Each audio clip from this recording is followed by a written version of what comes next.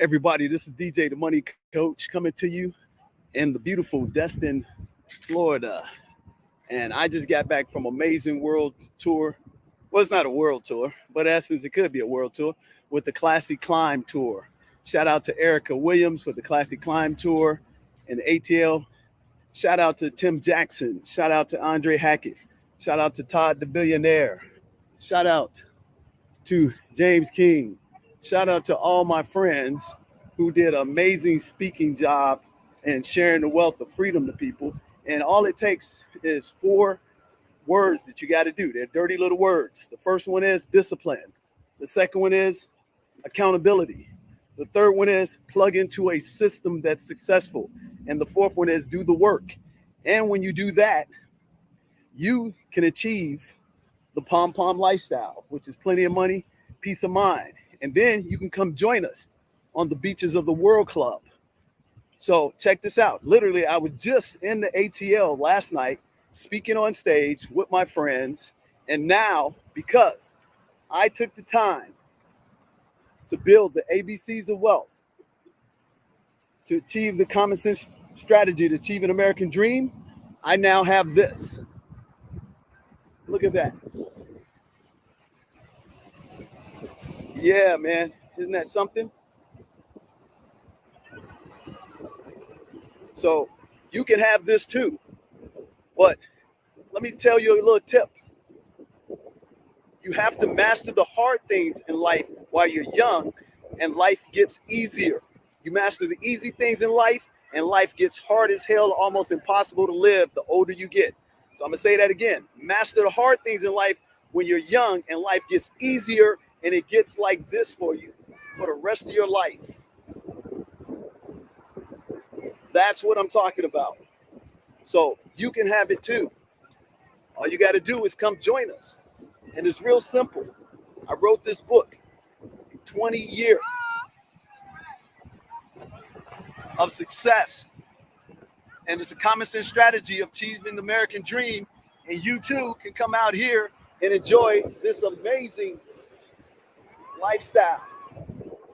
So if you want to do that, get this book right now below, The ABCs of Wealth, the common sense strategy achieving American dream. It's 20 years in the making to help you achieve the pom-pom lifestyle. That's plenty of money and peace of mind. And you can come join us on the Beaches of the World Club. I'm DJ the Money Coach. I'll see you on the beaches of the world because you deserve it, have it as well. And all you got to do is achieve 4 dirty little words: discipline, accountability, plug into the system, and go to work. And you too can have the pom-pom lifestyle. That's plenty of money, peace of mind. Come join us on the Beaches of the World Club. So hit that link below. The first 10 people to get the book, The ABCs of Wealth, the Common Sense Strategy to Achieve an American Dream, you get an autographed copy. And I'll even give you a 10-minute complimentary consultation for the first 10 because that's the kind of guy I am to help you achieve the American dream. I'll see you next time.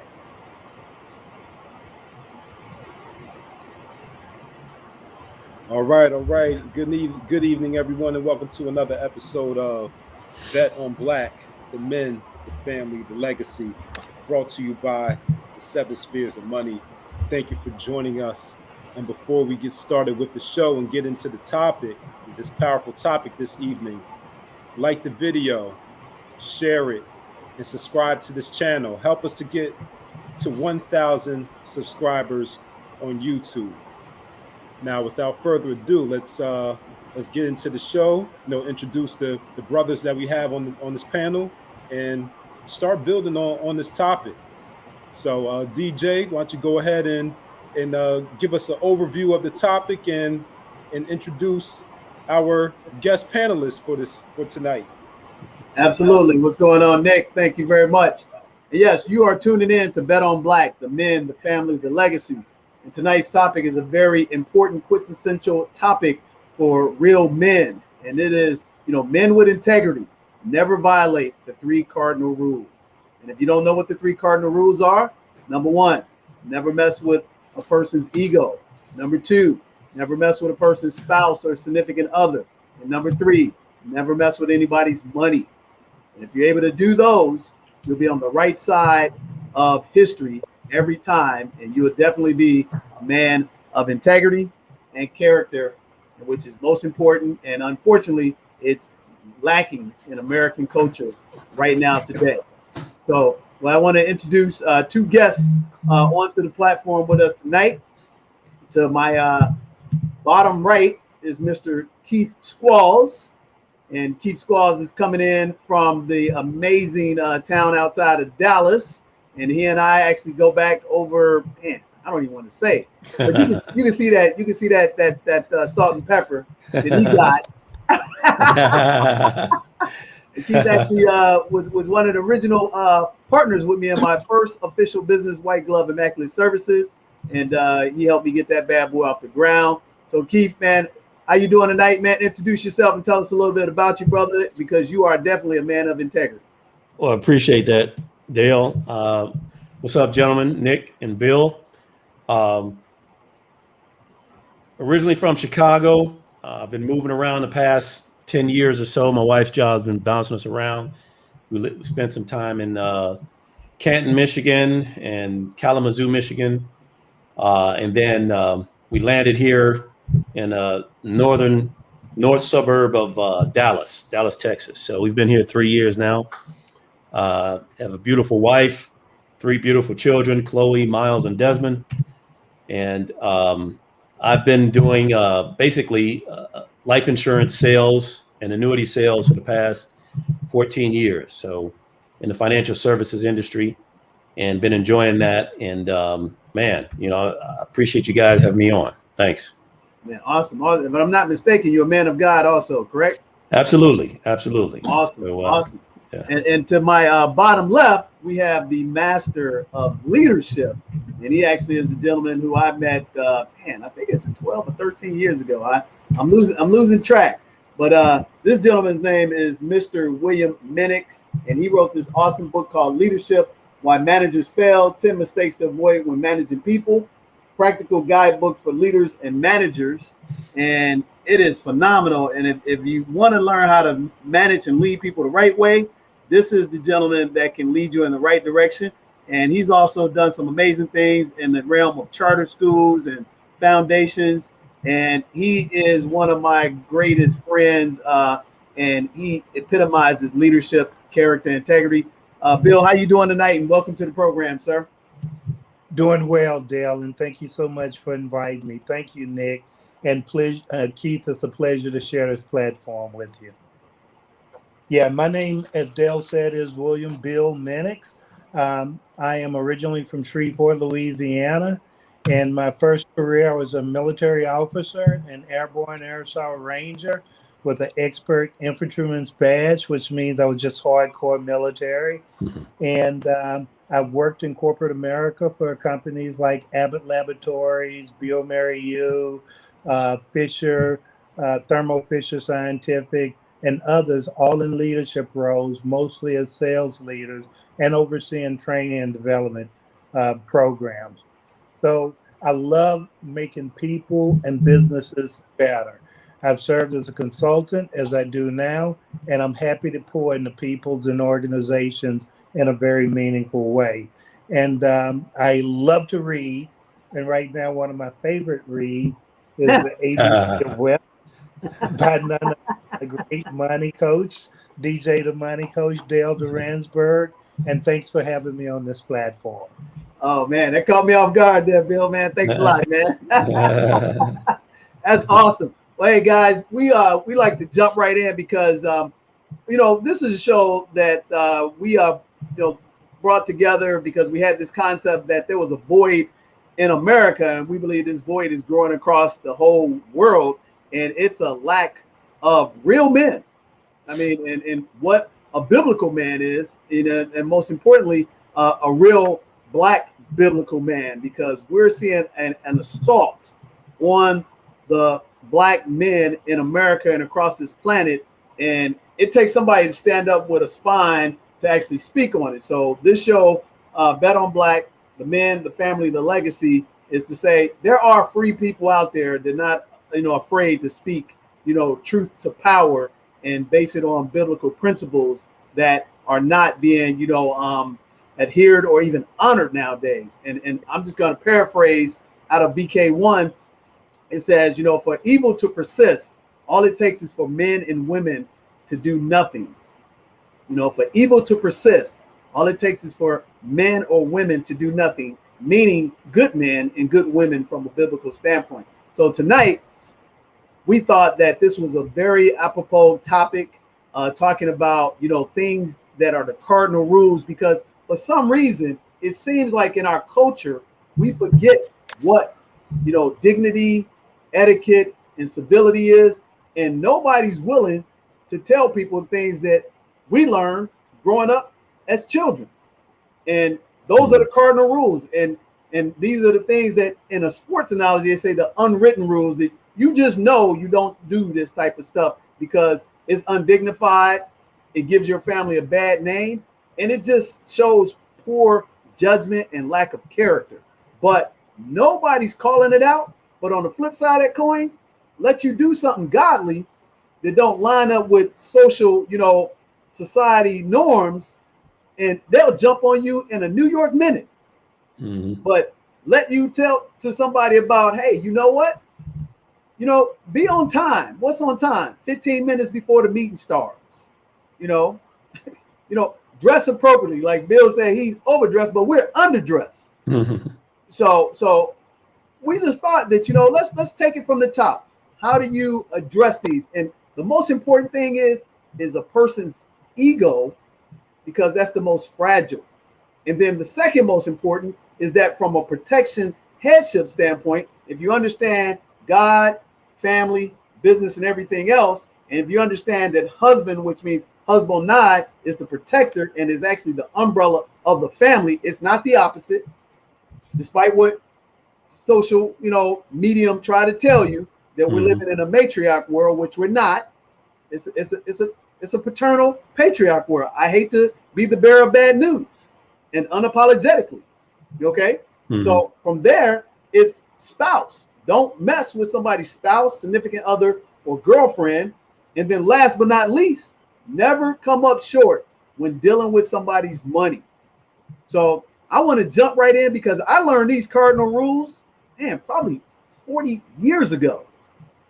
40 years ago. And then they were reinstituted to me when I, met my buddy Keith Squalls in an organization. And the first thing they told us, hey, 3 cardinal rules. They pulled a group of men together. And at that time we were young, and they would say, hey, if you don't know this, we're going to tell you this right off the bat. Don't ever come across nobody's ego. Never mess with their spouse, their significant other, and don't play with their money. And you will always be okay. You may have disagreements with them, but you'll always have a foundation of respect, humility, and dignity. So with that said, I want to jump right in, guys, and have you tell us what's your definition of the 3 cardinal rules and why they are important and why we need to get back to those cardinal rules in our community specifically. So who would like to chime in first and just jump right at the topic? Well, I guess I'll give a shot at it. Start out. So, I mean, this is a very important subject.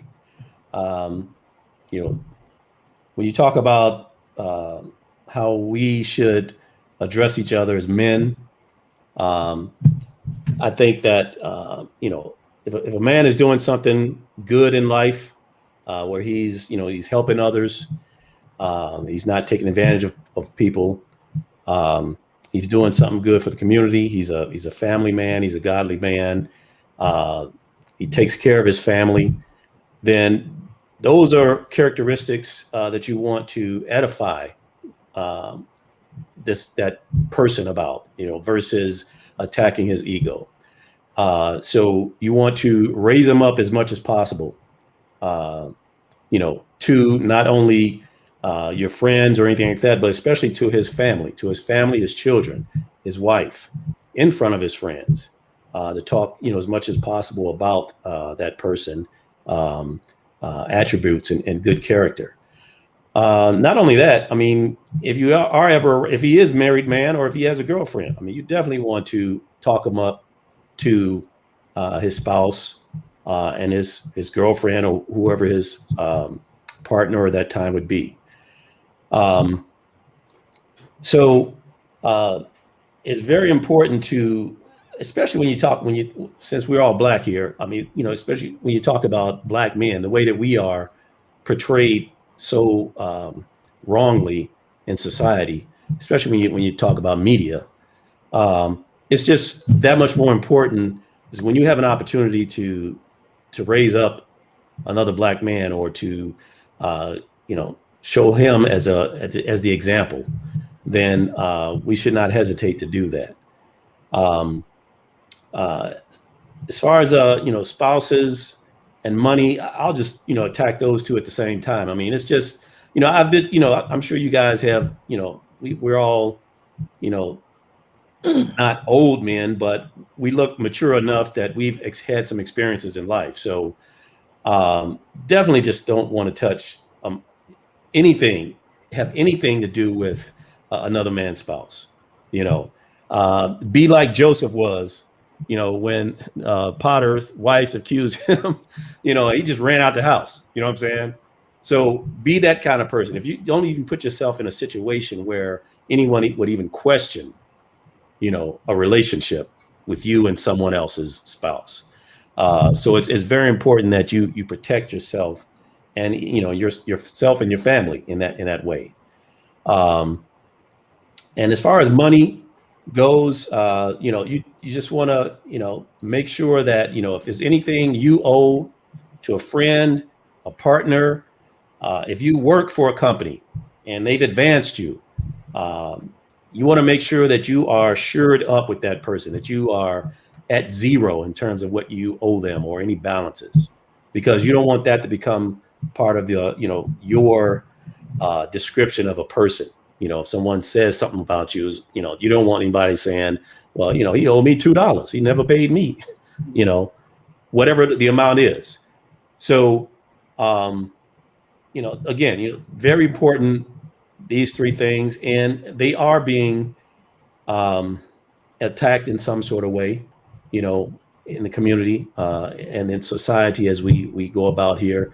So I'm gonna leave it at that. I may have some more to say as we go along here. Absolutely. And what they're trying to do in our society is make everything fluid and genderless. So, Bill, with that said, give us your interpretation of what those cardinal rules are to you and what they mean. Specifically, I'd like you to address both from a military standpoint and also from a civilian standpoint as well, because I think your two perspectives will give a little bit more light to this topic off the beginning of this conversation we're about to embark upon. Sure, very well, Dale. And I don't know if there's going to be very much differentiation from my perspective from a civilian standpoint and a military standpoint, because it all starts with a biblical foundation. And when you're a man who really loves God and seeks to do things his way, whether you're in military service or civilian service, the principles still abide, and you're still governed by the same basis. And so the first is ego. And everybody knows or has heard the cliche that pride always comes before the fall. That's ego getting in the way and not being able to separate emotions from making good decisions, which is paramount to success. And particularly young men, full of testosterone, low on wisdom, that ego causes you to make rash decisions, and it often gets in the way. And as you mature, that's why I love to go back and pour into other young men and mentoring programs to help them to be able to develop a sense of discernment about how to manage their egos, because if you're not careful, it will succumb. And so pride always comes before the call. Learn to disregard pride and look at life from a sense of humility, service, and uplift. And you have those things as a basis, then typically you be driven to making very good decisions and not poor decisions based on ego. In terms of spouses, You know, one of the things that I've always advocated for and will always will is respect for both womanhood and for matrimony. People should view both of those as very sacred ground and learn how to show respect, admiration, and support for each of those. For each of those, uh, women, you know, there's no greater gift in all of the world than the gift of motherhood.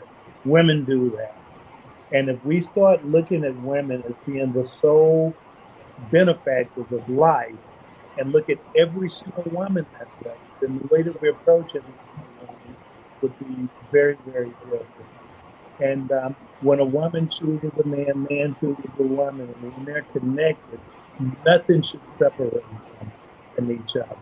And we should show the same love, respect, and admiration to couples that are married as God shows and He speaks about in His Word.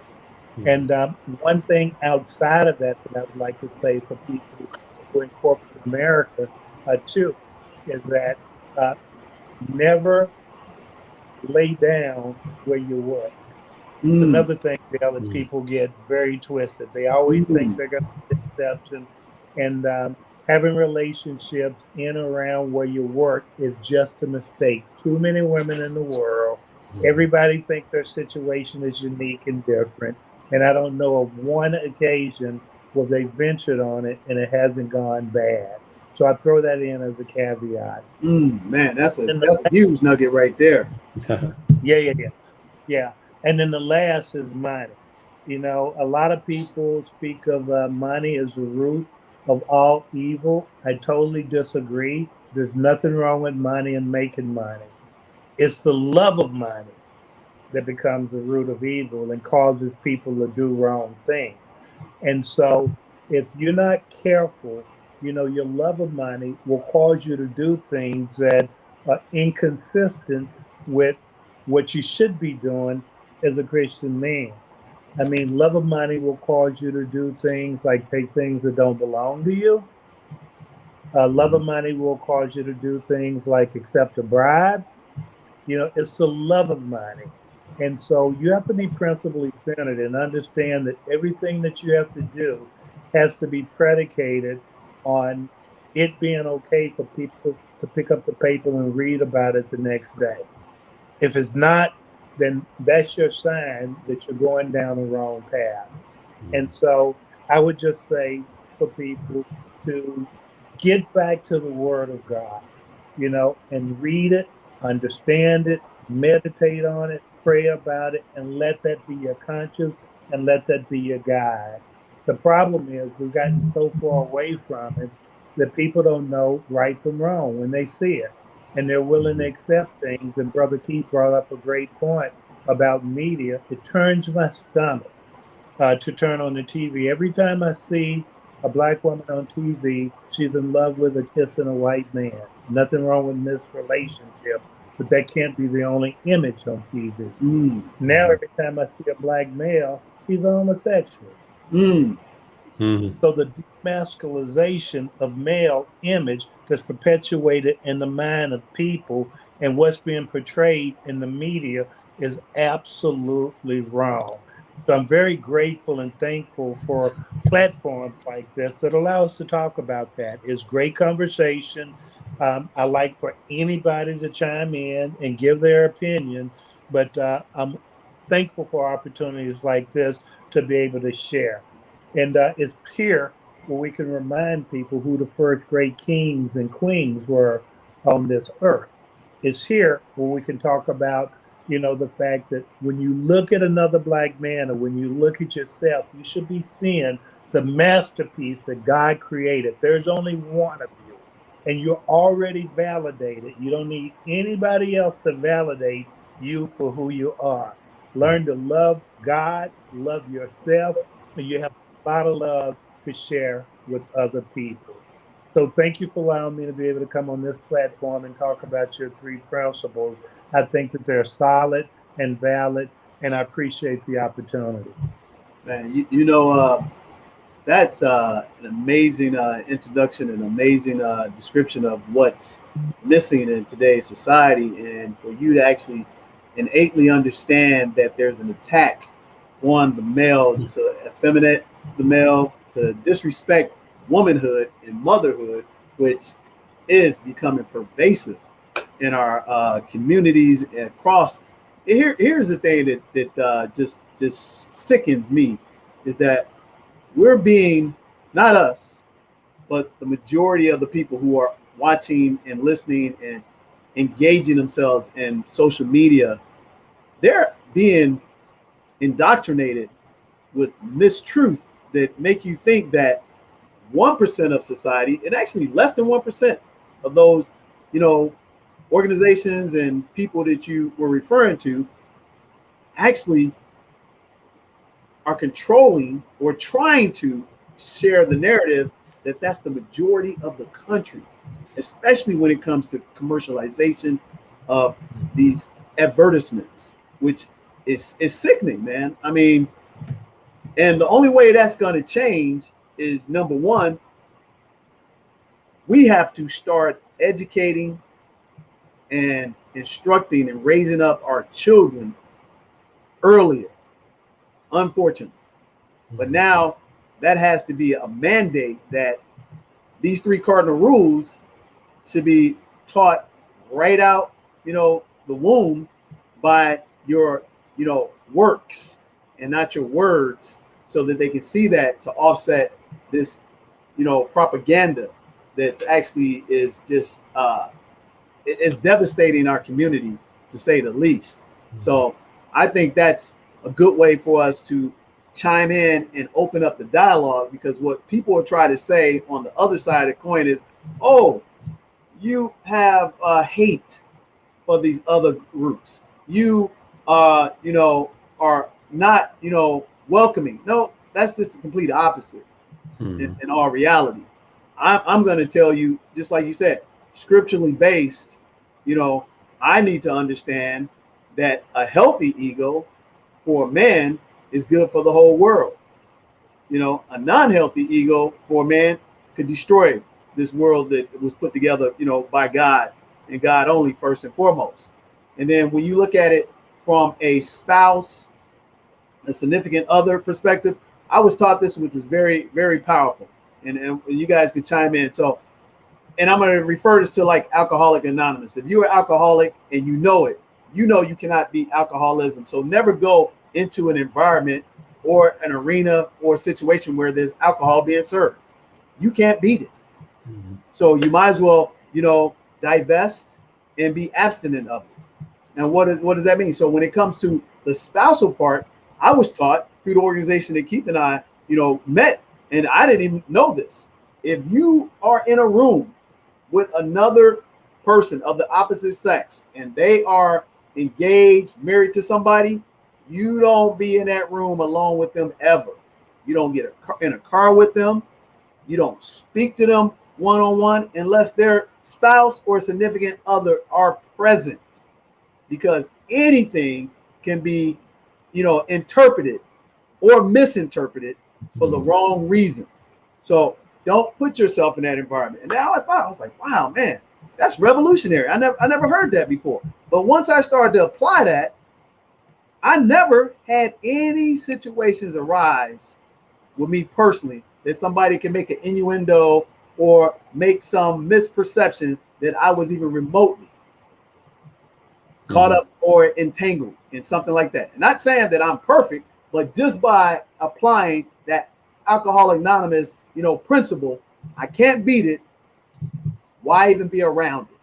So every time I got in a situation like that, I immediately remembered, nope, I got to leave. And if they got offended, I said, you know what? I just want to make sure that you're safe. So I want to make sure we're in a proper environment that's conducive to what we came to do here, which is business. Because I'm not here to, be personal with you and get, to know you in that regard. I'm here to conduct business. If that makes sense. So I'll be interested to know, Nick, were you ever aware of these cardinal rules? And when you did become aware of them, how did you interpret them and how did you apply them at the young age of, of 30. Right, right. Well, I mean, I didn't know him as cardinal rules. I just knew him as, just basic principles that I thought were common sense. That people that men should live by. But I come from a generation, and I'll just go through those 3 cardinal rules. But I just come from a generation where, when it comes to the ego, pride is one of the number one killers of of men, especially young black men. Pride by attacking a man's ego. And I've also noticed that these cardinal rules overlap one another. So a man will attack another man's ego because he wants his woman. So he'll run his name in the dirt. He'll talk bad about him. He'll disrespect him in front of his woman because he has an interest in her. Man, that happens a lot in hip hop rap culture. Yep. Yeah. Indeed. And then of course, money, like what Bill mentioned about the love of money being the root of all evil. The love of money will cause an inflated sense of pride or ego to attack another man's ego to try to impress women or a woman. So I think me knowing these principles, it came from growing up with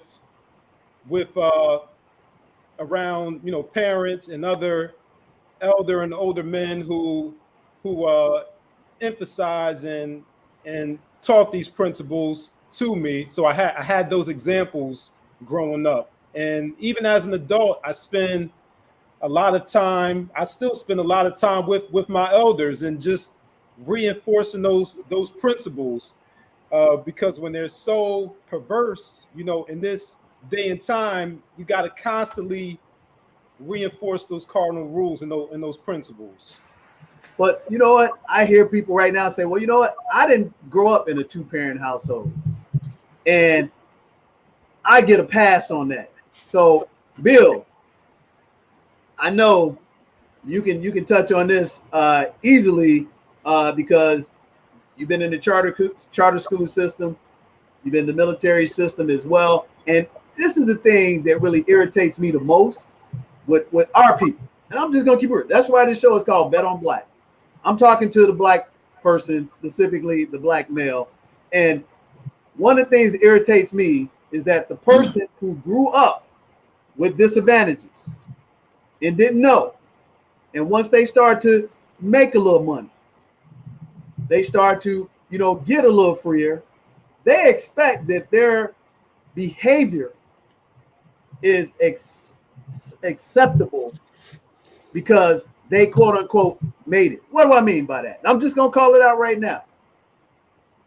And people ain't gonna like this, but guess what? I don't care because I'm gonna speak truth to power right now.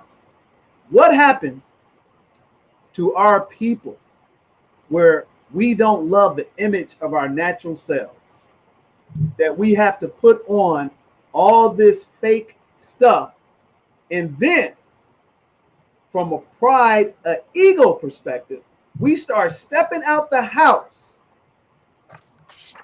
carrying ourselves the way that when I was raised, from elementary school to college, you would have got a slap upside the back of the neck if you walked outside with certain type of clothes or lack of clothes, or shall I say pajamas.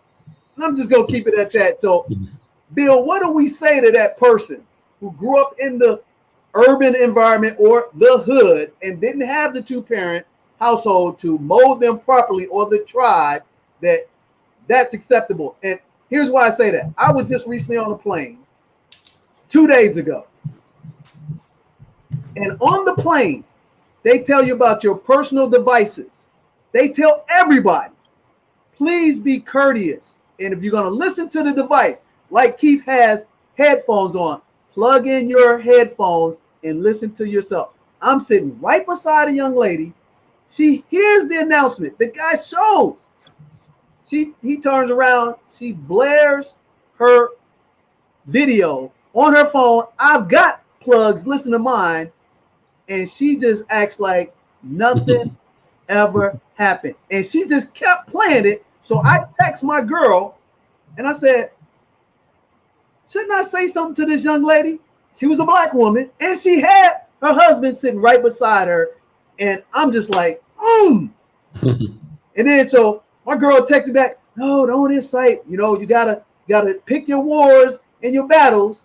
And I said, well, you know what? It's gotta be what's good for the goose is good for the gander. Because 2 weeks prior, and I know I'm making this long, a white gentleman did the same thing to me in the airport in Florida, and I approached him and called him on it. I said, so if I'm able to call him on it, I damn sure should be able to call her on it. So with that said, Bill, answer me, how do we hold them accountable when they use that excuse that I didn't have that advantage of a two-parent household to teach me these 3 little cardinal rules? Yeah, so am I my brother's keeper? Yes, I am. And Dale, the universe was built on truth. It cannot sustain a lie. And one of the things that we need to know as Black people is that we must hold ourselves and each other accountable. And if you're not speaking truth to people, they're going to get their truths from somewhere else. And so manhood is about being responsible and being willing to stand up, even if you know you're going to be standing up in the face of opposition for that which is right. And so now it's the what and the how. It's not only do you decide to do something about it, but it's how you decide to do it. You know, the how is what gets most people in trouble because they're frustrated, you know, they don't want to deal with it. They think it's wrong and the approach is bad.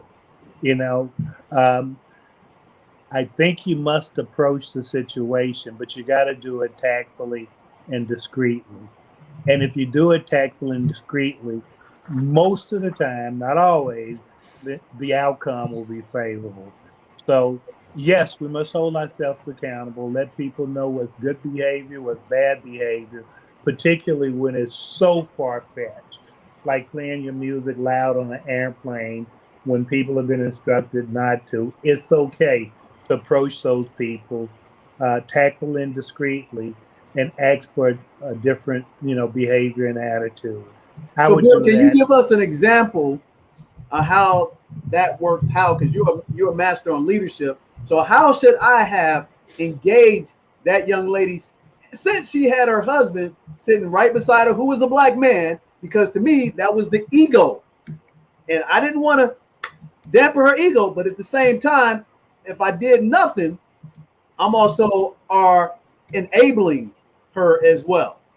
So from a leadership perspective, since you're the expert in that field, how do we handle that? And could you give us an example, because you're really good at this?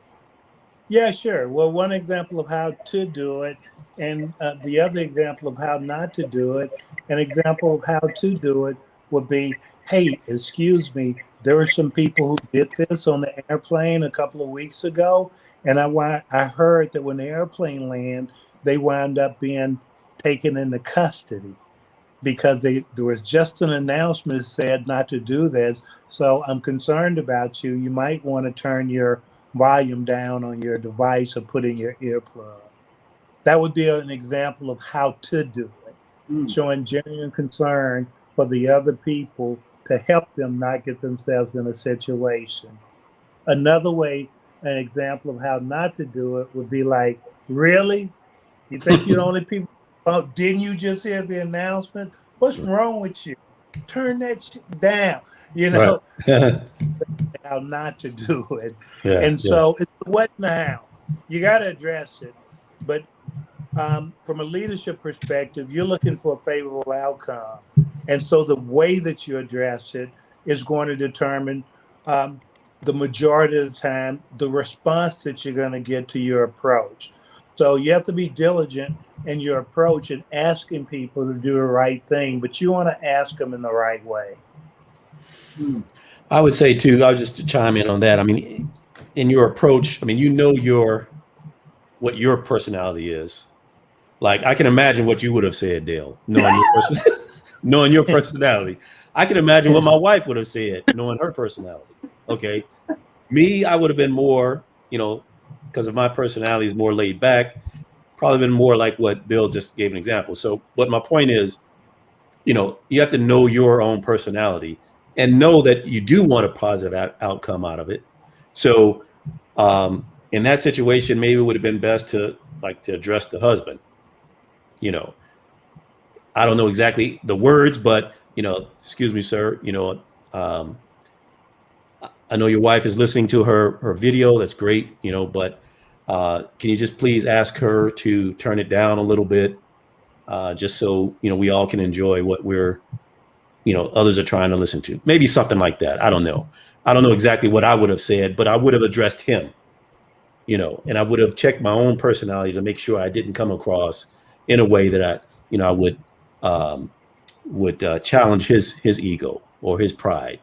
Man, that's good. And that's the reason why I reached out, because we were still on the chart, and that's why I reached out to text, because I'm not gonna lie, I was getting a little frustrated. And I'm like, man, they just made the announcement. Mm-hmm. He turns it on, so I got that information. Then I said, okay, I'm gonna try to look at it from her perspective. And I said, hey, if you don't mind me asking you a question, I said, what are you listening to? And I said, is it great? He said, oh yeah. I said, man, I said that's awesome. I said, is that gonna be something you're gonna listen to throughout the whole thing? I said, because I'm gonna try to get a little sleep in it. And if you were trying to get some sleep, would that be cool if I didn't turn that down for you? And she was, oh, you know what? You're right. So, but I had to think about that. Yeah. I had to consult with somebody, because my natural reaction, like you said, Keith, was just to be like, but I also looked at it, I got to be on this plane with this person for 3 hours plus. Right. And I ain't ready to get into a situation that ain't worthy of me to lose something that I don't need to lose. Right, but it did take a little bit of thinking through the process. Mm-hmm. And then at the end of the day, it became better because she started to engage, and then she was asking some other stuff about other stuff. So, but at first, my initial reaction was, man, don't you get it? Yeah. But then when they don't get it, it was all about how do I relate to them, which is something I had to mature in my process. And I just thought about it, and I prayed about it shortly, and just thankfully I was able to handle it a little better than I would have in the past. Yeah. And so when I think about that part, like you said, chiming in with the husband, I'm thinking from his perspective, why didn't he just say, hey, honey? Yeah. Why don't we tone down? And I thought about it, because he's been put in a situation where in society, for you to actually, be a real man, you actually, get, attacked immediately.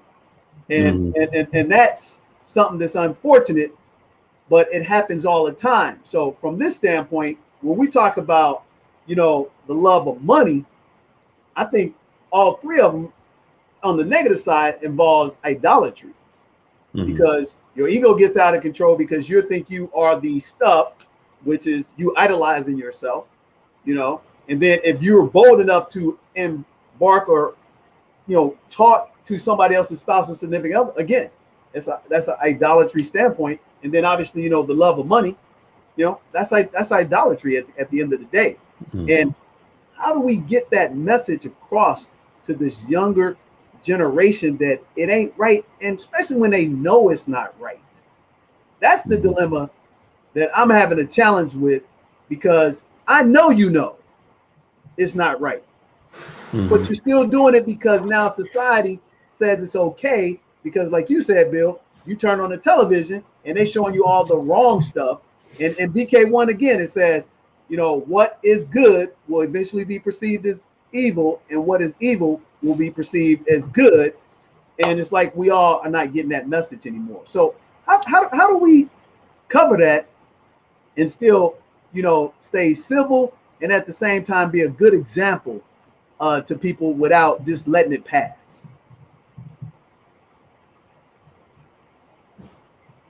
Did you say me or Bill? No, I'm sorry. yeah, Bill, anybody. I'm just saying, you know, how do we do that? So what do you think about that, Bill, in that regard? Yeah, so a lot packed in there, Dale. Let me start with the first notion about idolatry. And I want to give your listeners a definition about what idolatry is. Idolatry is when you love anything more than you love God. Mm. So, your point, if you love money more than you love God, then money becomes your idol, and that's idolatry. Mhm. And a lot of people do get misconstrued because there's actually two ways to live. You can choose to live man's way, or you can choose to live God's way. You know, and man's way says that you got money, you got fame, you're successful, and you can break all of the rules, and there are no consequences. Mm-hmm. You know, God way says the equal opposite. Man's way says love money, go grind, go get your cheese, you Yeah. know, you buy a big house, drive a fancy car, that wear gold chain, big ones, you know, put your earnings on your back. That signifies the fact that you've made it, not God's way. And so the first thing is to learn the difference between man's way and God's way because the behaviors are equal opposite.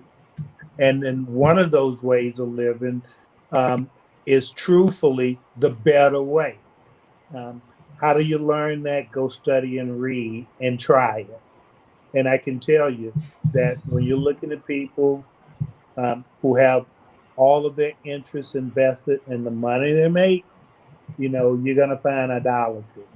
When you look at people, whether they have very little or very lot, who are about service and pointing to other people and uplifting and building community, it's a very different way. Whether they have a lot or a little. So it's not about the money, it's about where your love is and where your heart is. And is it in the right place? And do you understand the difference? So understanding what idolatry is would be um, the first guide and the first differentiation I'd make that because you bring up a very solid point. And then the other point is, you know, the dealing with people and environments. And again, I say manhood is about being responsible and accountable in any environment. But wisdom says you have to know how to hold other people responsible and accountable. So it's not just the what, it's the how, you know, because you don't want to be so righteous that you start to belittle other people, right? Mm-hmm. You Mm-hmm. won't be able to teach them and to bring them the new insights and give them the different behaviors. And so, skillfully, then, how do you take and bring people to different behaviors and have them be glad to come along, right?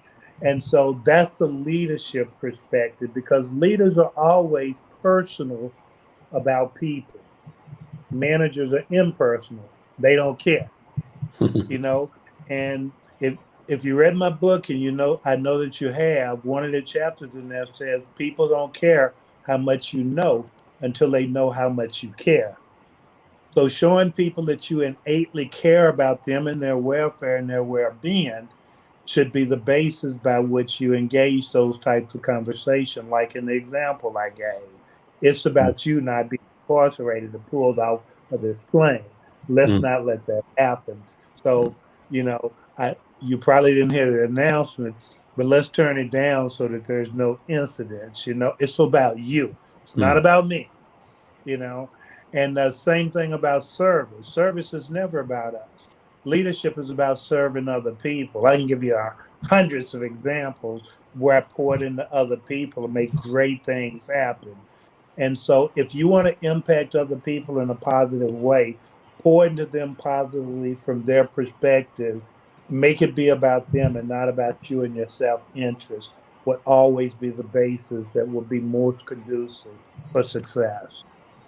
So how do we get those children who are exposed to all this noise and they are insecure and they want to fit in?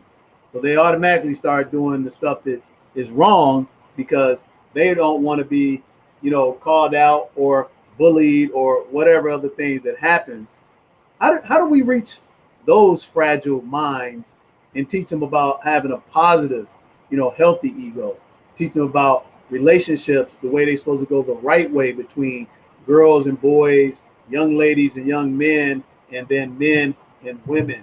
And then most importantly, how do we explain to them, how to actually be a good steward of money? And for example, if somebody says, hey, you know what, you owe me $10 and you thought you owed them $5, why do I have to pay them the 10 to save face for something I know ain't right and take the higher road when I'm looking at I'm coming up short and I've done nothing wrong? But we know in the long run that'll come back in favor for you.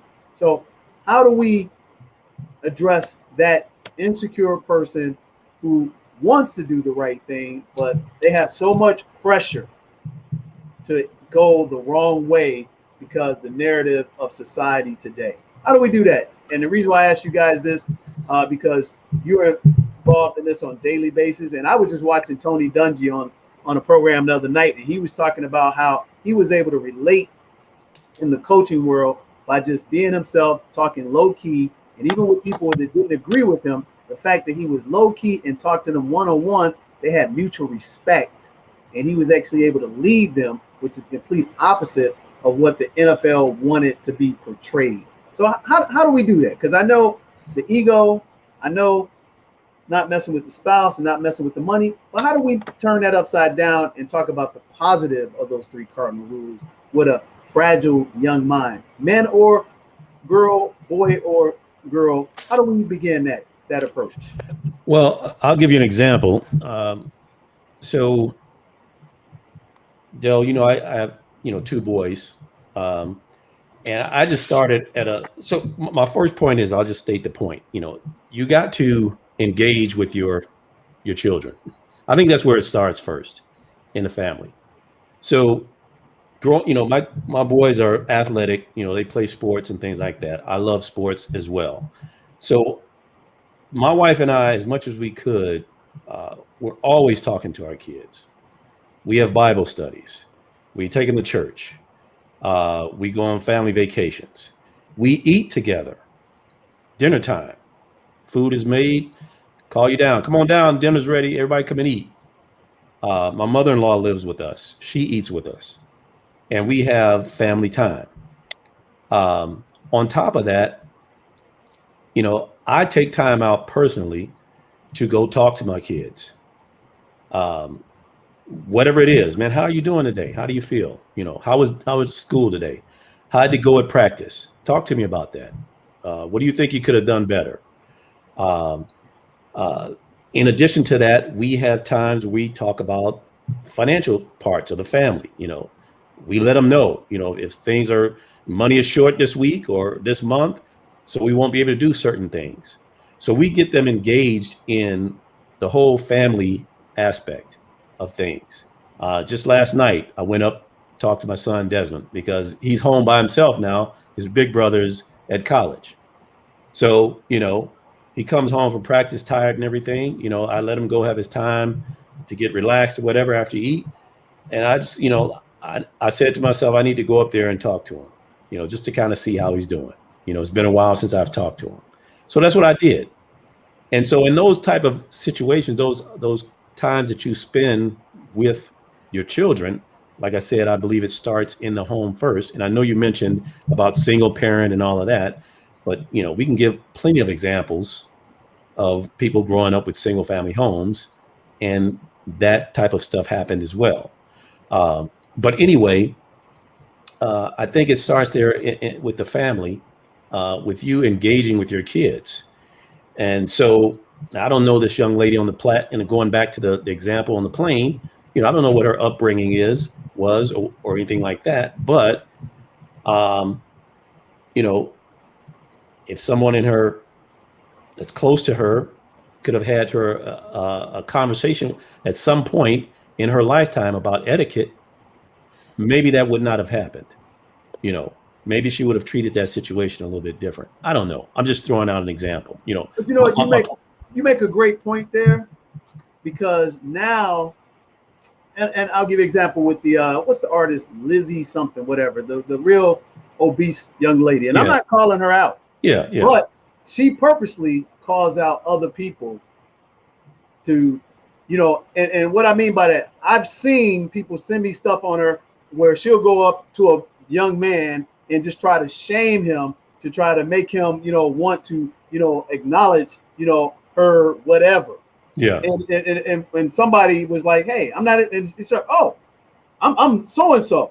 So at what point in time do we intersect and say, look, what you're doing is wrong, Right. but you're getting paid to do stupid stuff that is embarrassing and undignified. But because you're getting money, you're continuing to do it. And I'm not just trying to pick on her, but I just saw a situation where she was shaming a gentleman who tried to talk to her with some dignity about, hey, I'm not interested in you. It was something where she was trying to flirt with the dude, and he was like, I'm not interested. Right. And this was a while ago, but the fact that she was put on the landscape that, hey, come out here, flaunt whatever, and you can go against and attack anybody, but there's no recourse for your actions. But if I just say, hey, you know what, miss, I'm not down with that. Now you attacking me and everybody else is attacking me. So how do I tactfully, godly address a situation like that, which seems like it would be out of left field, but it's becoming the norm, Bill? Real talk, and especially in our community, it's becoming a norm, man. What's wrong is right, and what's right is wrong, and it's just getting out of control. Where are the real men and the real women that are willing to step up to this and address it when it comes in their neighborhood or on their side of the fence? And I think one reason why we don't is because we don't own ourselves financially. We're not free financially. We are entitled and tethered, not entitled, but we're encumbered by the job, the credit, the debt, that if we say something in this environment, we can lose our financial, security. So we stay mute. So how do we go about that, Bill? Yeah, so you raise a very good point, Dale. And one of the points that I'd like to make is that, your attitude, your behavior, your belief system does not have to be related to your socioeconomic status. There are a lot of poor people growing up with poor parents, single parents even, that have very good mannerisms, very good attitudes, very good belief system. And the equal opposite is also true. And so I'm fortunate to be able to identify with a lot of people from different socioeconomic statuses because I grew up poor. 2-family home, a parent, mother and a father until my father passed when I was a junior in high school. But in an area, part of Shreveport, Louisiana, called the Cooper Road. And if you ever go to Shreveport, there's probably going to be 2 places, maybe 3, that people tell you don't go. The Cooper Road is going to be one of them. And by the way, there's no place I'd rather be in the world than Cooper Road, USA. Love it. Yeah. And so having grown up poor and having grown into a position where I can walk amongst kings and queens, but I'll never lose that common touch. And my daughter is growing up, as you can imagine, rather privileged, but I make sure that she's in an environment where she can hang out with some of, and I hope your audience don't take this the wrong way, when I call my little nieces ratchet. But I want her to get that street life experience, that experience where they're not as fine-tuned, where they're not talking proper, where great girls, I love my nieces beyond infinity and back. And they're here every summer. I love them. But it's a different environment that they're raised in. The behaviors are different. And I want my daughter to be able to see and interact with people who are growing up different, so that she can understand how to embrace people regardless of where they come from, because where they come from doesn't mean where they're going. You know, one of my nieces, just yesterday, I got a notice that she was named Miss Green Oaks, a high school I went to. And this is one of the same little lovely nieces that I'm talking about. And so when people start to understand not to categorize people based on socioeconomics, but look to the people themselves, and to value, love, and appreciate individual differences, our society will be at a very different place. So you think about it, you know, there were people that were labeled when you were young. Some were going to be successful, some were not. You know, some of it panned out, some of it was equal opposite. You don't ever know what God has in store for people. And so treating all people as though they're Barack Obama or Michelle Obama is what I govern myself by and try to teach my children to govern themselves by.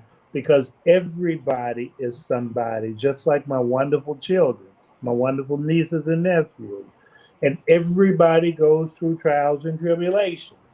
Everybody's going to have ups and downs. Don't care how much money you got. In fact, in a lot of instances, the more money, the bigger the problem. But people, you know, they don't tuck that piece and they don't show it, what problems and challenges and issues that people with money have, but everybody has trials and tribulation. So then at the core, it's meeting people where they live, helping to always portray righteousness in society versus that which is evil. And once you study and learn, you begin to have a sense of discernment of what the difference is.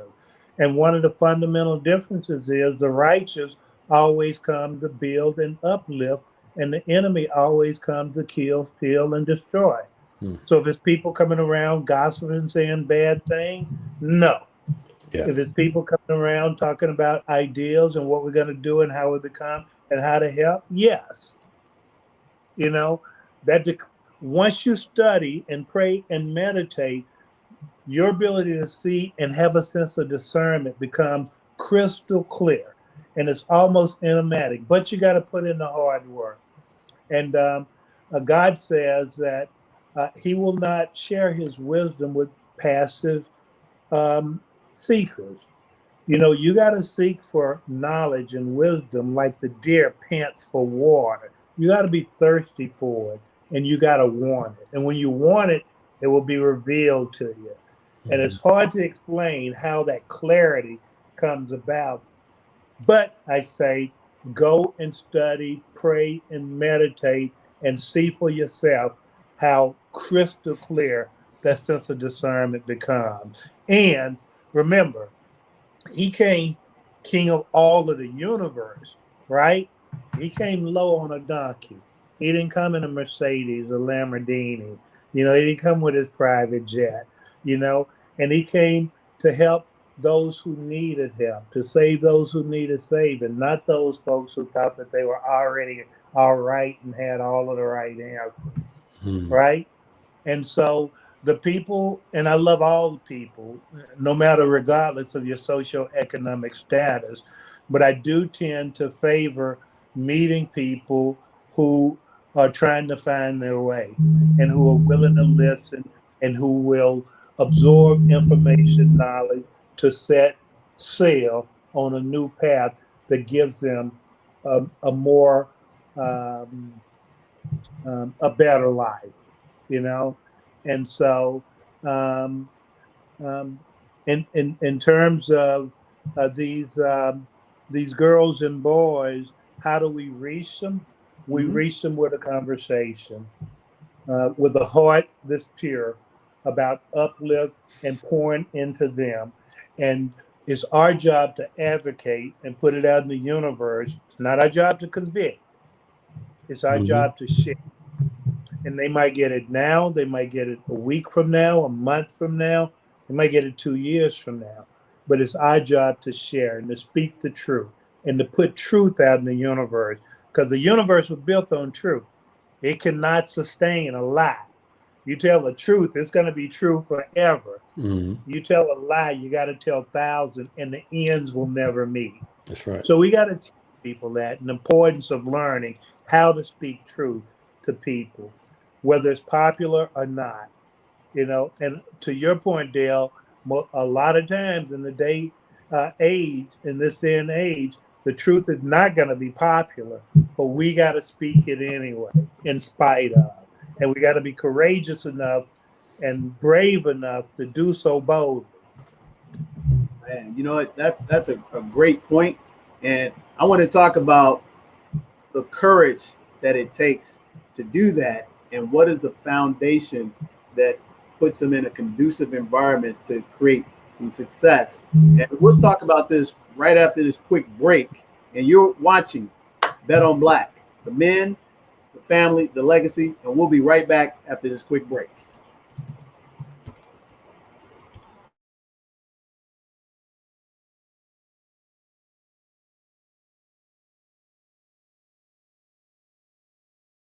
Hey everybody, this is DJ the Money Coach coming at you. Guess what?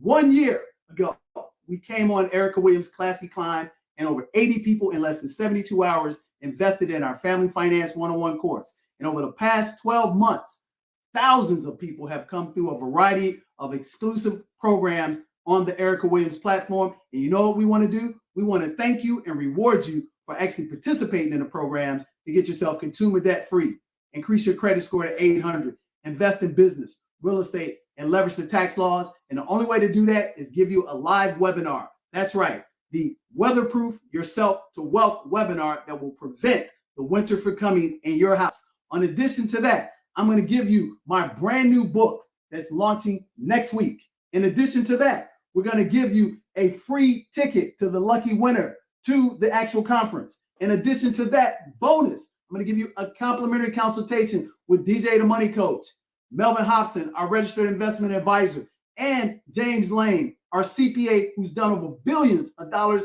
of certified audit-proof tax returns and help people pay zero taxes on dividend distributions and $80,000 or less profits. Would you like to take advantage of that? Absolutely. And guess what? You'll get over $10,000 worth of services and products for less than $200. That's right. But that's for the first 25 people to hit this link right now, and you can come join us live in the webinar and enjoy a pom-pom lifestyle with DJ the Money Coach. I'll see you soon in the webinar. Hit that link below.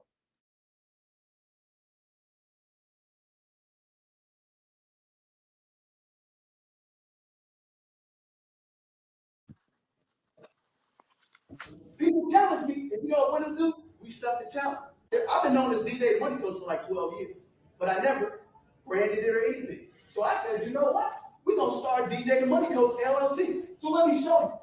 We invested $12,500 in April, and we only made $3,000 in June. Lost almost 10 G's. Most of y'all would have quit. But guess what? This was my 12th company. I already had the blueprint, I already had the system. So I knew if I had the niche, the niche, I could succeed. And guess what? We rode to the hole. These are facts. Nick, did we do it?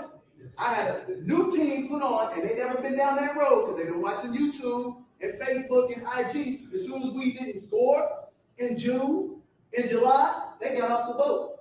Nick was the wise one.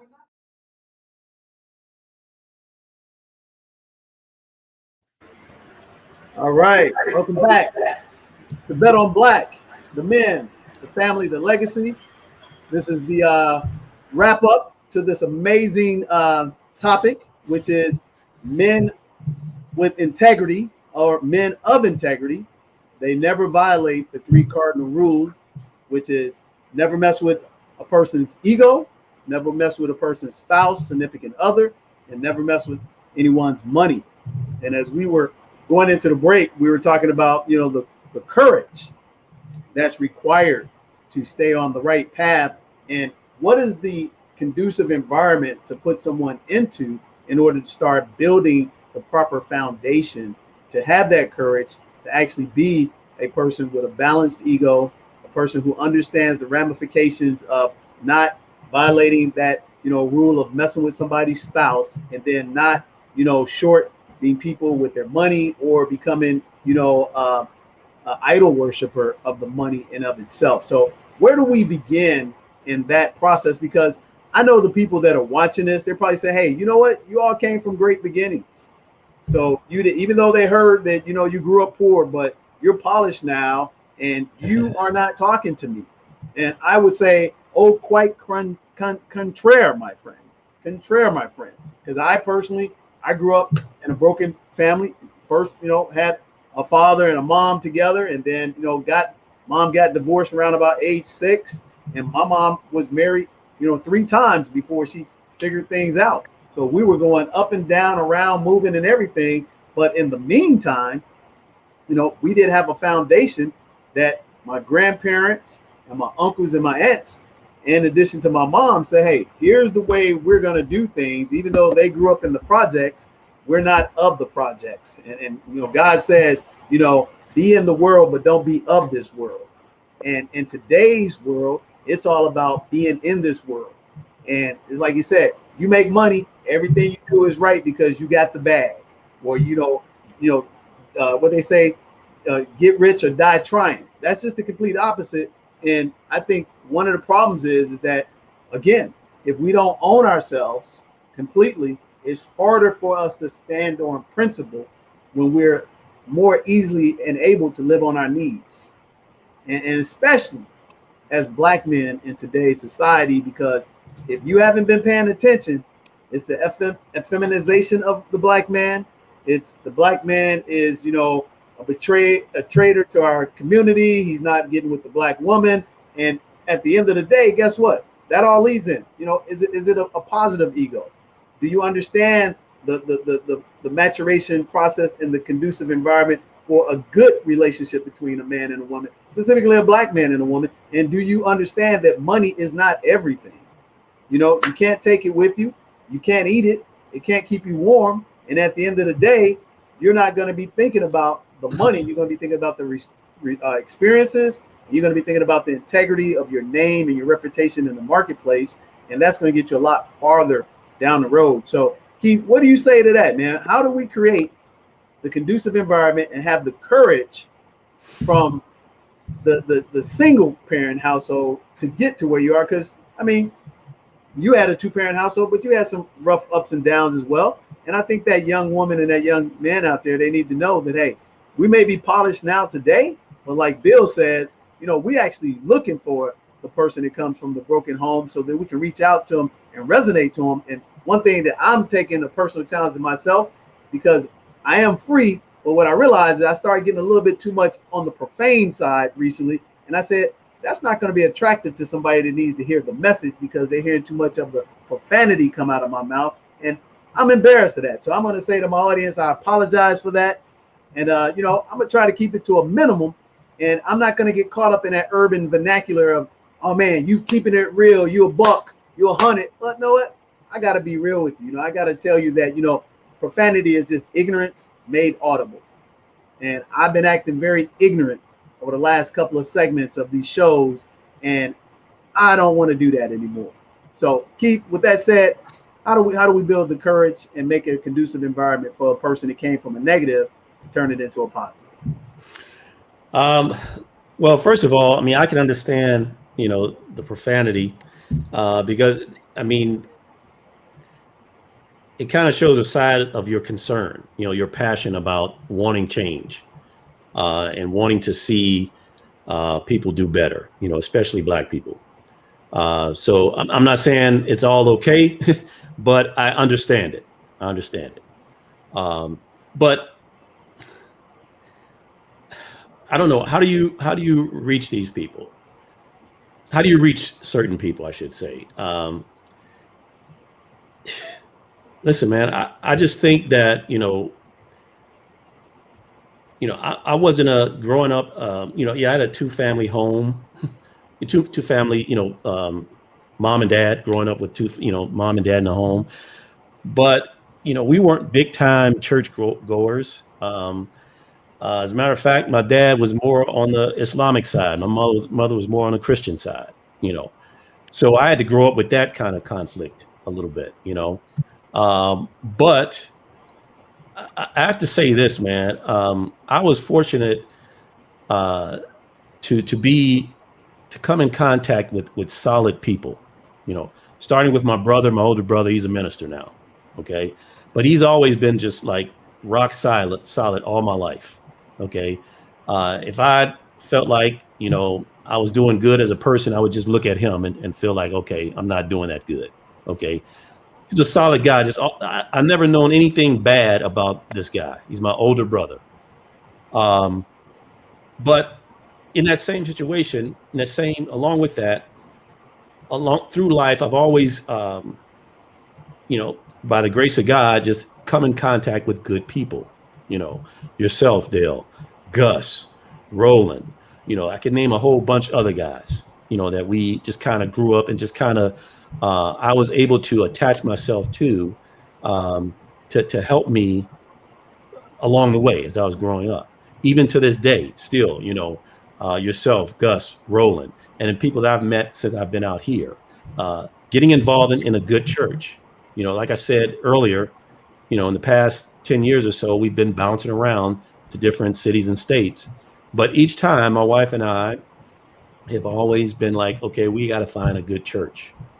From the time we left Chicago at a good church, we went to Canton, Michigan. That was the one thing that was top on our list, is that we got to find a Bible teaching church. So we visited a bunch of churches until we landed on one. When we moved to Kalamazoo, took the same steps, Bible teaching church. Now we're here in McKinney, Texas, and it's the same thing. We took the same steps. We found a great church. So, we have to some kind of way reach people. One way is, you got to go to church, man. I don't think there's no exception, no way around it. Church is just one solid place and a good place for a person to grow. And no matter what background you have, single parent, two parents, drug addict, harlot, whatever, church is the place to go, man. That's the only thing I can say. I mean, that's one solid rock place that you can go to and turn things around. The other thing is, us in church, we have to reach out to and have our hands out and reach the community, to people as well. We have to come up with programs and organizations and things like that. I myself, I was thinking of something, being in, a life insurance agent and annuity. I just had this thought yesterday about this same thing, about, how do you, I know that, a lot of financial guys go after the affluent and all those, and some of them, their market is the middle market, the middle America, but, there's people who, work at McDonald's, people who are waitresses and waiters at different restaurants, and only make maybe 30,000 or so a year. What kind of financial advice or programs can I come up with to reach those people, to help them in some kind of financial way? So, I thought about something and came up with a name. I'm not going to say it now because, it's just still in its infancy. But anyway, things like that. If you have a thought, if you have an idea that God has given you, then look for a way to reach those folks. I've approached my church. I want to start a financial education program at my church. So anyway, I think that church and the community of church, the connections that you make in church, is one way to help these the people that we're talking about. And then at the same token, we as people who they may be looking at us as shiny and we've made it, we have to reach out. This program is a great program for that. We have to reach out and seek those people as well. Now, it's in the Bible. You're not going to be able to help everybody. It's just like, Bill was just saying, God didn't come here to save those who think they got it all. You have some proud, poor people. No matter what you say to them, they just ain't going to do it. They just ain't going to get it. So we have to go after those who are looking for us. And they may not know they're looking for us. They just need a break. You know what I mean? And we might be that person to give them that break. You know what I mean? So I hope I answered the question. Man, no, that man, dude, that was awesome. What I heard from you is the onus is on us, and we have to be deliberate, and we have to get out of our comfort zone and not become complacent because God has blessed us with an embarrassment of riches. Right. That's what I heard. And you know what, man, it's hard sometimes not enjoying what you have when you came from nothing. Yep. And you don't want the stress, you don't want the headache, because you endured that, not endured, but you endured that for a good chunk of your life. I'm talking about me personally. Yeah. So when we were going through our challenges, you know, being, you know, moving here and moving there, that was embarrassing, man. You know, and all I could just remember, it was always drama, chaos. And yeah, it turned into a positive because I learned how to deal with it, but I also understand that why should I have to deal with that if I don't have to? Right.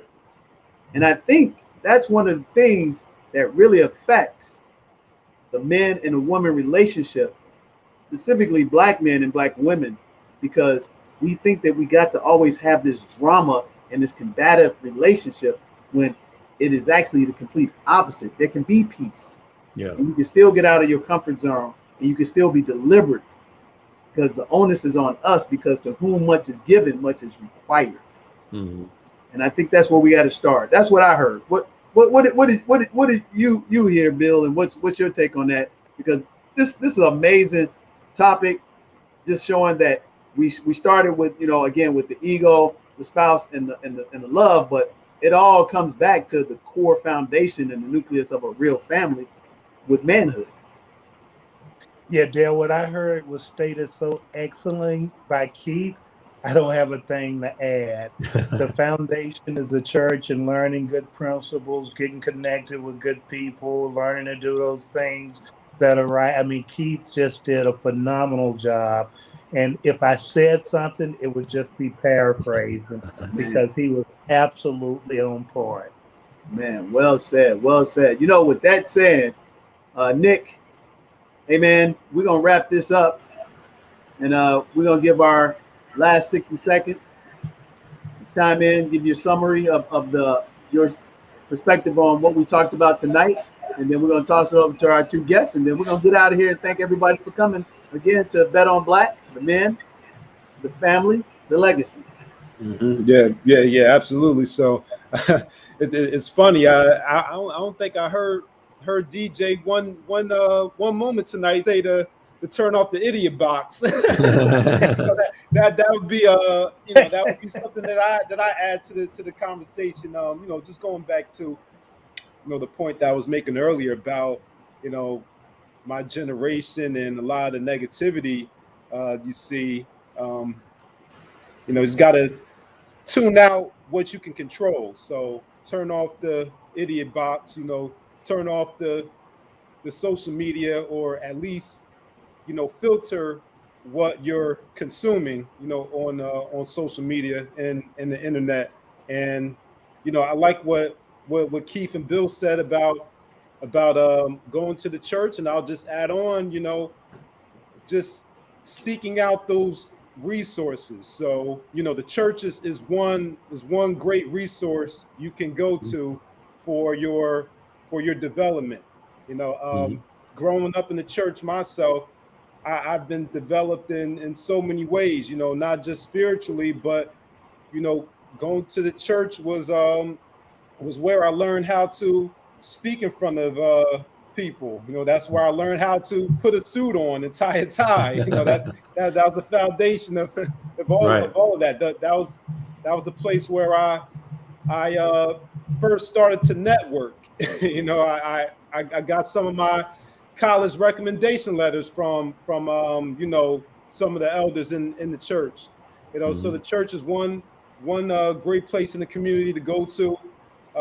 Just seek out those resources in your immediate community, and that's a part of stepping out of your comfort zone, because or you may not know what you need, but by asking those questions, seeing what's out there, that's where it starts.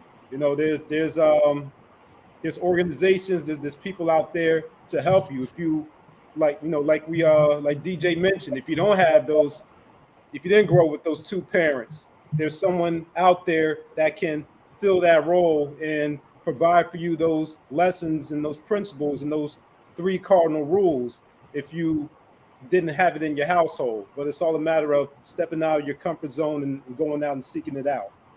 Oh yeah, absolutely. Mhm. So with that said, want to give both of our esteemed guests their 60 to 90 seconds to wrap up. Give us your perspective. Tell us where we can find you on the social mediums and what new project that you want to share with our audience. And we'll go right with you, Keith. Let's see. I'm on Facebook. I'm Keith, the insurance guy. I'm going to be starting a new Facebook group called Fix Your Finances. Just basically answering any questions people have about any financial matters, any money matters, any business matters, things like that. Just try to offer some free advice to folks. Like I mentioned to you guys, I'm going to be working with some my church members to put together a program to teach financial education in the church, from the kids on up to the elders, the oldest people in the church. But that's pretty much it, man. I'm right here in McKinney. Hopefully we ain't moving again. I don't want to move again. We've been here 3 years. I'm hoping to just, my wife retires here and that'd be it. But we're right here in McKinney. I don't know. I can be Facebook. Hit me up on Facebook, Keith the Insurance Guy, or just Keith Squalls. Yeah, if you have an email address you want them to hit you up at as well, we'll put that on the screen as well for you also. Yeah, it's just finconsult43@gmail.com. FIN consult43@gmail.com. Absolutely, Nick. If you can jump that on the screen, that'll be awesome. And Bill, chime in, give us your last 2 cents, and where can we find you, and what projects are you working on that you are, excited about, and share with the community, my friend. Yeah, so Dale, as you know, I do a lot with mentoring and with scholarship. A lot with Omega Psi Phi Fraternity. I'm currently a board member of Bridge Builder Charity Foundation, which is an extension of new chapter of Omega Psi Phi. And on this past Saturday, we were at University of Houston with our Omega Gents as they hosted Grambling State University. And on Saturday, I'll be doing a talk to these Omega Gents on public speaking. Who am I? And then on Sunday, I'll be speaking to a group out of Dallas, a young group on a similar topic. And you can find me on Facebook. minixbx@gmail.com is the email. And I'm always open to pouring into people, as you know, and giving freely of my time, my efforts, and my resources to help provide uplift within the community. So I want to thank you and Nick again for providing this platform and this forum to allow us to do that. You guys are stellar by every standard of measure, and I really appreciate it. Oh man, that's awesome, man. We definitely appreciate that. And ladies and gentlemen, again, you've been watching, Bet on Black, the men, the family, the legacy, and I just wanted to say, this is something that we have to be diligent. We have to be deliberate.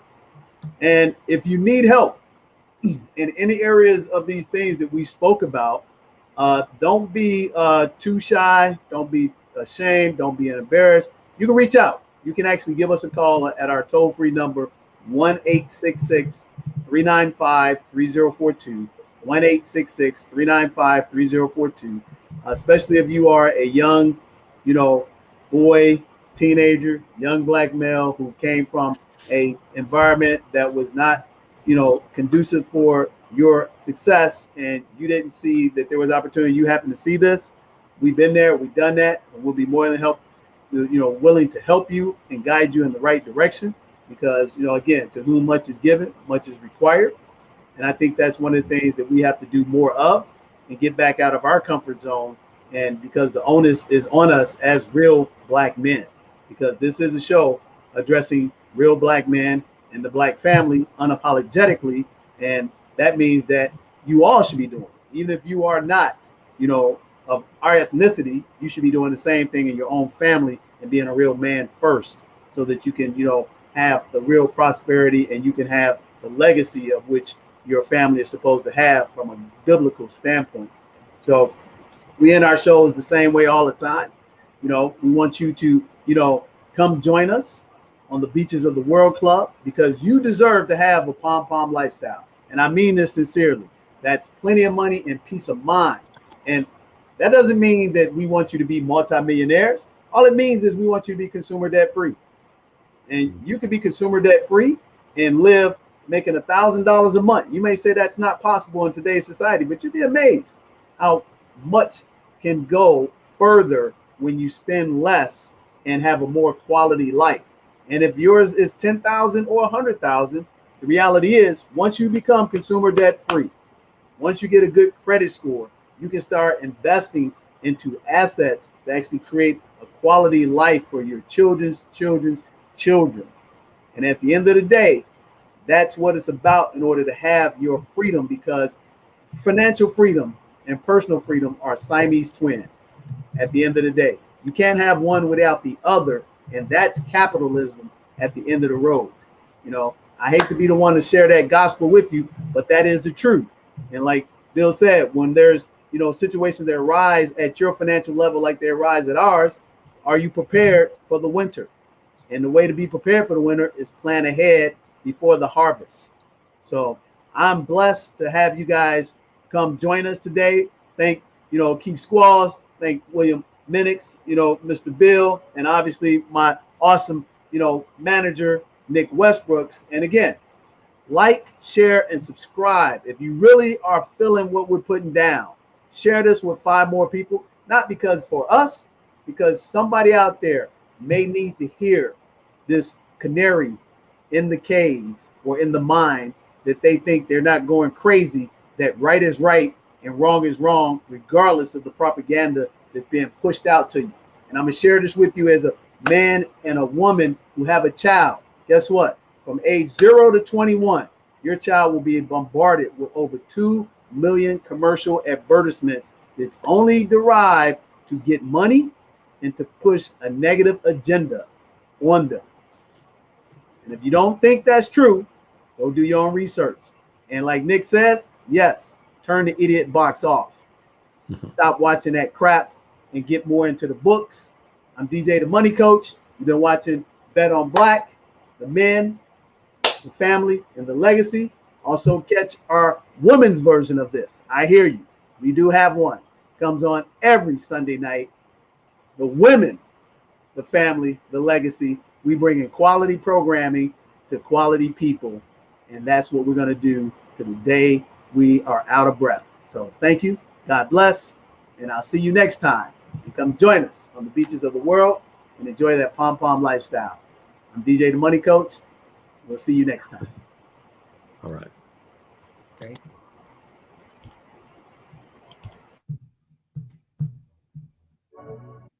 Hi, so this is a testimonial for DJ the Money Coach. First of all, I got one of the best packages that you had, so that was A1. I love the team. They have really come through. You were amazing as a coach. Every week you showed up on time. Every single week. And trust me, I've been in a lot of courses, a lot of classes, spent a lot of money. And unfortunately, some people don't do what they say that they're going to do as a coach. Salutations to all. My name is Alhamdulillah Ali. I'm 37 years old. I've worked in the public service sector in the DMV, also known as DC, Maryland, and Virginia, for about 14 years. And I'm just here to give my commentary about the 7 Spheres of Money program. It's amazing. It's awesome. DJ has a logical, practical, and objective approach to personal and business economics. This is what you need. If you are serious about having that generational wealth that's beyond the hashtag, I encourage you to get involved so that you also can have the pom-pom lifestyle. And I want to say we would not be able to do this without the personal assistance of DJ. He has truly provided us financial help as well as coaching so that we can thrive ourselves as an institution. DJ has always, since the day I met him many years ago when I first started educating his oldest son, who's now a sophomore in college, DJ has always provided information, knowledge, and support to Know Thyself Academy so that we can grow and expand and continue to do what we do. DJ has experience with private investing. He has experience with working with small businesses, mid-sized, large businesses, estate planning, willing to work with the community to see them enhance their quality of life. He's done over thousands of educational workshops. He's very passionate about seeing people having a chance to win at life and leaving something, a legacy behind for their family. I trust this guy because I've seen him in person. I've seen him work. I've seen the results and watched him in action. So if it's about money, it's about growing your business, it's about having an impact on the community, DJ's your guy. As a Black woman founder of a global tech startup, I personally recommend DJ the Money Coach because he met me where I was. He gave me a chance to show them what I could do. You can trust DJ because he has an incredible, ever-expanding network, an impressive background in finances, and the expertise in navigating how to raise capital. Take advantage of the 7 Spheres money management system, and I guarantee you an unmatched, life-changing experience. Or as DJ would say, you can start living your pom-pom lifestyle. Hey, I just want to give a quick shout out to my guy, DJ. Met him at a real estate networking event in Houston, Texas. From there, we kind of just saw where the synergy was, and he's been helping me along to pitch and to meet new people, to talk about current investment that I have in a 200-unit development deal that me and my team are working on, as well as future endeavors. He's mentored me from the business standpoint, real estate, accounting, taxes, anything you can think of. This guy, rubs his hands or knows somebody or knows of it or has done it before. So just a wealth of knowledge has introduced me to some of the strongest connections that I've made to date in the real estate world. And just wanted to say thank you, man. I appreciate you, brother. I'm making this video in reference to working with DJ, the Money Coach, working with him to help my business grow in this 2021 year, get some things together in reference to tax planning, with his CPA, business coaching, and a financial strategy, doing a 1, 3, and 5-year plan in this 2021, helping me and my business reach higher heights. I want to give a shout out to DJ the Money Coach and his team for giving me an opportunity for financial freedom. But more importantly, sovereignty. You want sovereignty? Join the money team. Stop wishing better, start doing better, and move forward with somebody that has not only the knowledge, the skills, the talent, and the team to help you go where you want to go. I'll get more than my money's worth. If I could spend a few grand, several grand on a piece of luggage, I could spend a little bit to get a lot of it in the long run. So if you're thinking about doing better, stop thinking, start doing, and definitely get down with the pom-pom